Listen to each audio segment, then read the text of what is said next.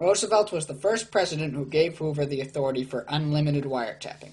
He was also the last, for Hoover never again needed to ask for presidential permission because of the immense power he now controlled. Hoover's wiretapping led him to gather files on numerous politicians and suspected spies.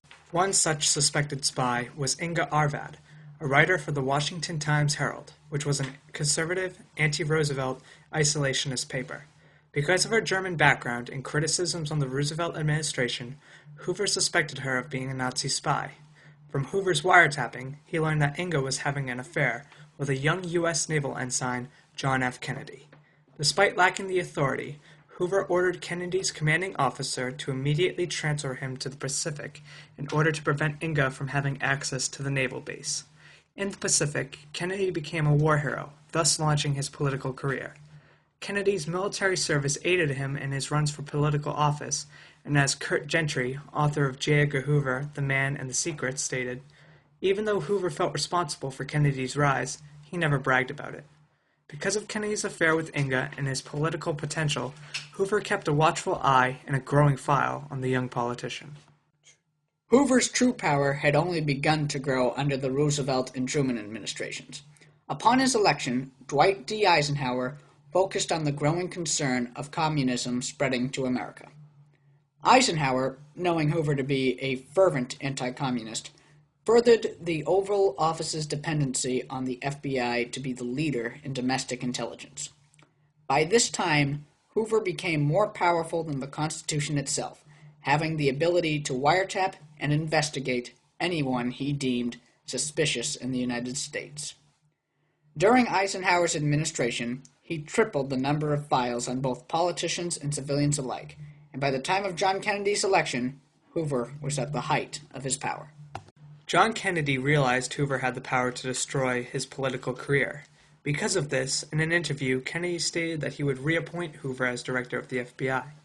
Later, in a private conversation, when asked, "Why did you not remove Hoover?" Kennedy responded, "You don't fire God." At this time, God was an appropriate name for Hoover, as he truly was omnipotent, omniscient, and with his FBI, omnipresent. John Kennedy may have been afraid to challenge Hoover, but his younger, enthusiastic brother, Robert Kennedy, felt it was his duty as Attorney General to check Hoover's power. Though Hoover gathered files on Robert Kennedy, his files never were as incriminating as the ones Hoover had on his brother John. This lack of control over the young Attorney General irked Hoover, and his only method of fighting back was through threats of releasing files on the president. The J. Edgar Hoover and Robert Kennedy conflicts lasted only until John Kennedy's assassination, but the damage to Hoover's power was significant. Even though Hoover was at the height of his power when Robert Kennedy became Attorney General, his power began to wane when Robert Kennedy was leaving office. Robert Kennedy's bold challenge to Hoover's seemingly endless power inspired other politicians and even other federal agents to question Hoover. Hoover remained director until his death, but with each passing year of the Johnson administration, his power gradually weakened, and by the time of the Nixon administration, it was in full decline until his death. However, Hoover never lost total power, for after his death, Clyde Tolson, Hoover's associate director, shredded many of Hoover's secret files to ensure that they would remain a secret forever. The effects of Hoover's powers are still felt today. Modern directors of the FBI can only serve a maximum of 10 years, and the ability to wiretap needs to be approved by Congress and then authorized by the President. No other law enforcer will ever have the same influence or unchallenged power as Hoover did.